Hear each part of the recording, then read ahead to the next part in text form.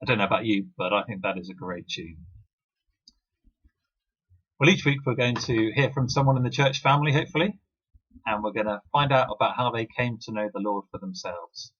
And to kick things off this week, we have the pleasure of Becky's company. Hello, Becky. Hello, everybody. Welcome to Thank you. Online time. Hi, guys. Becky, how are you? How's your week been? It's not been the easiest week, but I'm feeling a bit tired, but fine. What have you been doing?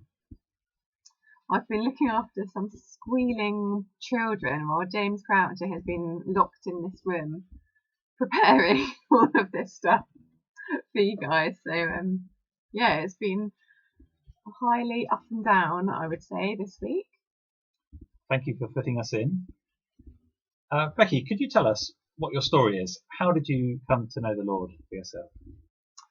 So I grew up in a Christian family.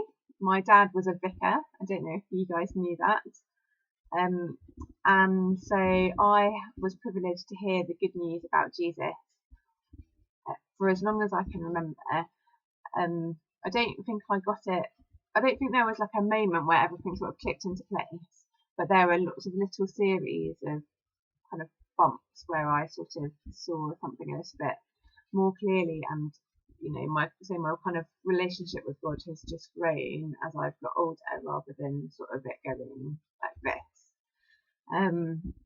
So yeah, there are particular memories that I have. I have a memory of being at a holiday club when I was little and hearing and learning the verse in John chapter 3 verse 16, for God so loved the world that he gave his one and only son.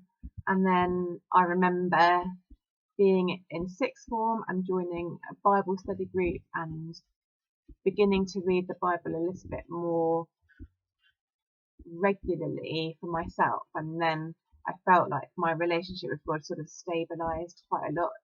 And then when I was at university, I learned loads about Jesus and about the Bible, and that was really wonderful. And I'm still learning now about God and about my relationship with him.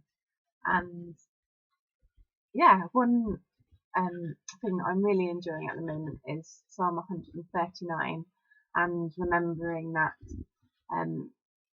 God knows me completely through and through, all of my thoughts and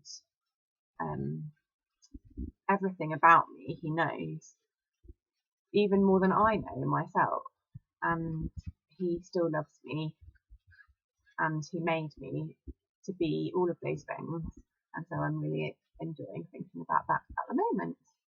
Brilliant. Well, praise the Lord. Great to hear. Thanks for sharing with us. That's okay. As a thank you for sharing with us, we'd like to invite you to choose our next song. Can you tell us what you'd like to go for and why? Okay, so this song is called Never Alone, which I think is quite relevant for us. We've been isolating this week and it is fairly boring, and I guess that many of you will have to isolate yourselves over the next coming weeks and months, and I thought this song would be really helpful. It's one of my favourites.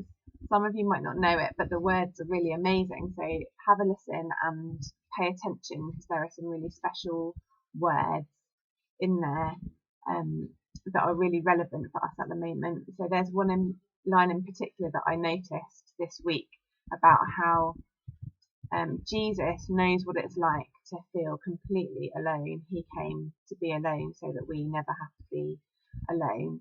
And even that he came and he was breathless on the cross, and that was so that we could breathe again. And I thought that that was really interesting and glorious in light of all that we are seeing with the coronavirus.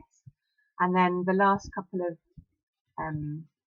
verses are about the hope that we have in heaven, and how Jesus is wonderful and has set that up for us. So listen to the words if you don't know the tune, and I hope that you come to love it as much as I do. Thank you, Becky. Let's have a listen now.